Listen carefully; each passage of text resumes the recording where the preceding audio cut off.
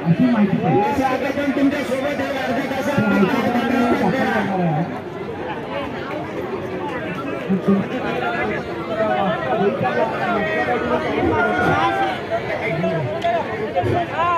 या टोलामध्ये असलेली पब्लिक या सर्व प्रशिक्षणार्थ्यांना विनंती करतो की पब्लिक येणं थांबत नाही आहे सर, पब्लिक भरपूर येते. एवढ्या उन्हात सुद्धा पब्लिक उभी आहे सर आपली. पेंडॉलमध्ये अक्षरशः पेंडॉलमध्ये त्या दिवसासारखी जागा नाही राहिली सर. साईडचे कोपरेस पूर्ण भरलेत.